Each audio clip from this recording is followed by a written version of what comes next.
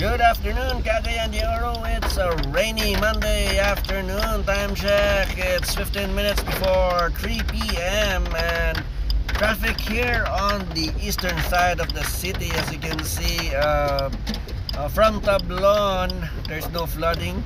So Tablon going to Gusa, the only thing to watch out is the two bridges and intersection of Gusa.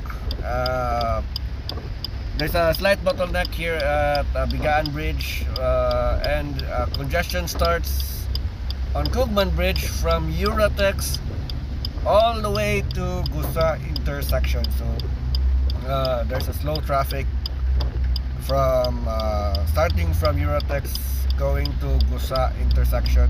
And by the way, the traffic light is still not functioning, so expect a bumper to bumper ride at the intersection of Galaxy Gusa.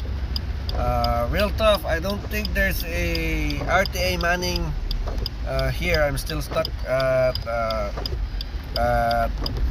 Galaxy Gusa. So keep safe. It's typhoon signal number 1 in Cagayan de Oro. So stay safe, Cagayan de Oro.